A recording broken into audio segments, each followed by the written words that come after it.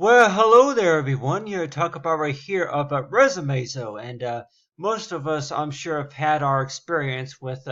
putting together a resume and even filling out a job application for a position. But they have right here that this right here was supposed to be an example right here of like what you call like for a scam, though, and I know that a lot you hear on the news a lot of times about scams that go on, no matter if it's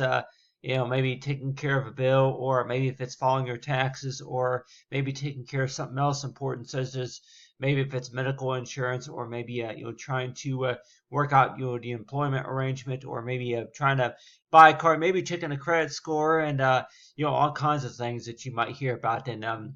you one or two that hopefully that maybe it's not the weather next. You one or two that if we've heard the weather forecast, that could be what you call a scam also. So what do you call the word for scam will be as to where that it's basically that what you call these I guess if you want to call hackers, other these con artists, who want to put together fake information, create a fake website, just to be able to handle any source of it, just for hacking, and as well as getting into any source of personal confidential information, that sorts of stuff. But you have right here, this right here that I put these notes together right here, mainly talking about for like a resume though. So I know if we've seen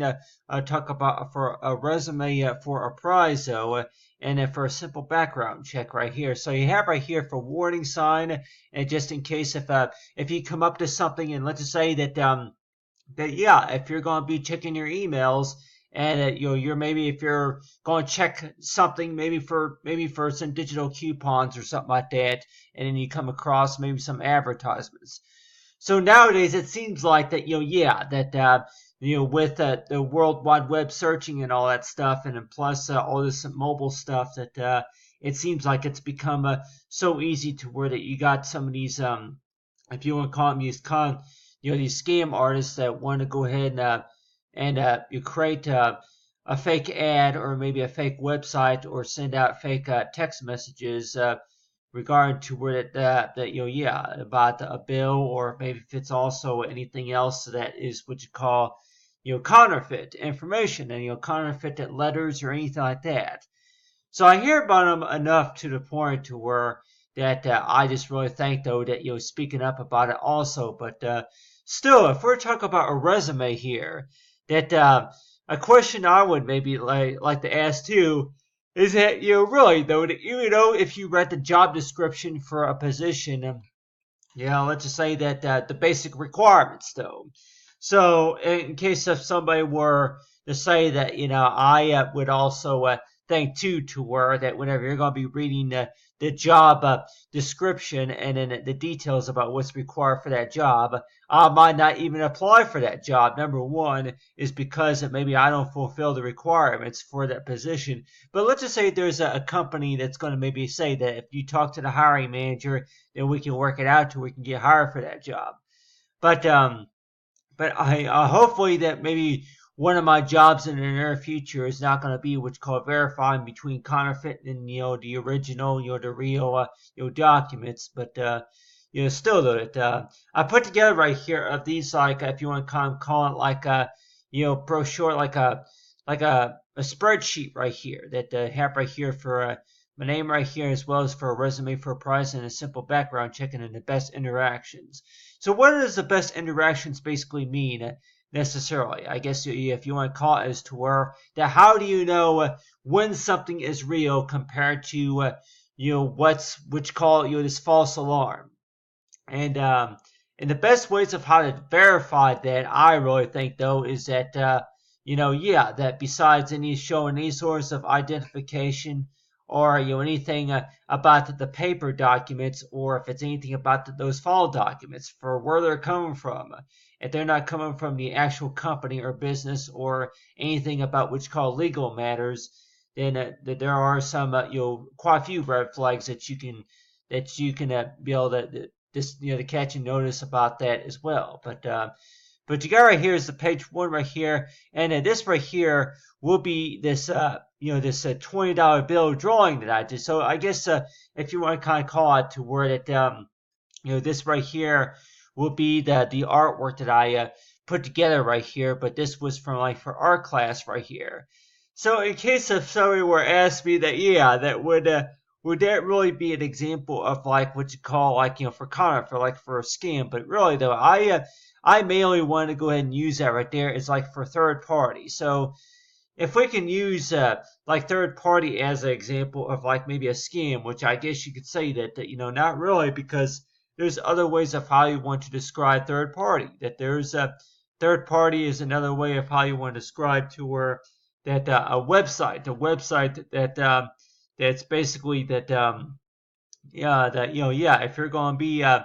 ordering from third party, that's basically that another way of how you want to say a business, a website outside the actual website's business. So it's basically your two websites, two service providers that's provided in one. And so whenever you're going to be working with a third party website, that basically means is that it's a smaller business, I guess, of how you want to pronounce it. But not all third party is bad, but still of how you want to describe it, for a scam though. But you have right here for digital is only the beginning, and then the Creative Cloud suite right here. So this right here was an example right here of a resume though. You have right here is a resume, and all these things that all these words that are going to be highlighted, that including multitasking right here, the things that companies would pay attention to. So if you're going to be looking at a document and want to know just a little bit too, to where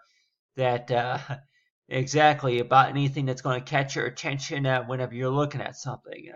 If you're going to be looking at any coupons or ads in the paper, and you're always having to verify that if it's real or if it's just what you call it's pretend, or if it's counterfeit, it's fake. But other ways of how you want to describe a scam would also be about is that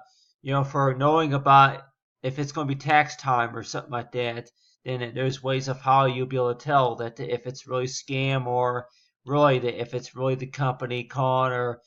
something like that, or other ways of how you'll be able to identify from I guess from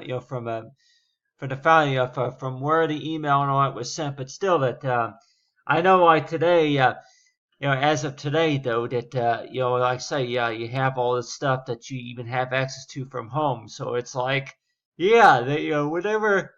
And hopefully it's not the weather either, that in case of somebody will warrant to worry that, or really though, are they going to be announcing scams based on maybe weather alerts, such as maybe a hurricane or maybe thunderstorm watches or warnings, and then they say that, I have not heard that yet about the weather scams, but any scams related to paycheck, anything that is related to applying for a job or some sort, but contractors or something like that. But anyway, but from earlier that I was asking about a resume for a prize. Exactly what does that mean? But let's just say that one of those reasons for a resume for a prize could also be about to where if you solve a case. So let's just say that if you're trying to solve something, and all of a sudden it's that there's several problems that came up between the scheduled time. So let's just say that for everything that you do, and let's just say that if you know exactly how to handle it, to where if you know how to fix a situation, how to manage a situation, and that the different things that you're doing, from home or maybe at an office, and want to know too if you have the right equipment to where you can do a background check, and then as well simple the best interactions. So if if you talk to a few people that something seems familiar or something that doesn't seem right, you start talking to people, and you learn to where if you even take a vote about what do you think that that this looks real, or if it looks like a scam, or if it came by mistake, whichever it is. But I know that a lot of people out there would maybe say too that different ways of how you want to describe scams. They are basically the fake information that it's not they say that that you hear about that to where that whenever you get a message about something important that it could maybe be about medical insurance and find out that it's not it's coming from if you want to call them the internet, I guess the hackers, the internet, criminals on the internet that use social media as like a toy. Or I say, if you want to also describe it as like as a way of how you want to describe like a weapon of some sort, or anything about what you call offensive, and avenge, or however you want to pronounce it. But I tell you one thing, though, that with now it seems like that whenever you're going to be applying for a job too, that it seems like that you always have to do like a simple background check by staying toward it, that if everything looks all correct, and then keep an eye on the situation also. But anyway, a simple background check that you pretty much have to do that on everything, just to make sure that everything all was sent properly and there was no problems. So I guess I'd say that that how to fix most scams, in case somebody were asked, is that the best ways of how to fix most scams, and I can say that with no problems, and if there's going to be a problem, if there's a problem, and then if there if there is a problem, if there is a problem, then try fixing the problem. So in case that there is a problem, and then try fixing the problem. So it's basically that a way of how you want to describe to where if they come up to the situation to where if there was scam going on, you're fixing the problem if there is a problem. Best interaction. So these basic skills of how you want to follow about to where if you think that if you were scammed, and then want to know just a little bit too to where do you if there's any source of reference number or any source of order number, like anything anything such as reference numbers. If there's any reference numbers that you can keep on record, just stating to where if you believe if it was a scam. So I know a lot of insurance companies would do that too, to where that whenever they whenever you're given a reference number, that usually means that you were actually talking to the company, and then that the bill's been paid. But still, though, that so I know that if it happens quite often, then it's possible that there's going to be what's called security code, background check, verification checks, and all that other stuff that the companies are going to be doing. You just prevent a lot of scams later on in the future. So it's like that they're just knowing about that the use of the internet and other resources that we check up into, and want to know that scams, they are basically ways of how people steal information, and I guess that's basically the best way of how you want to describe a scam. It's basically a way of how to steal, and how to manage personal information improperly.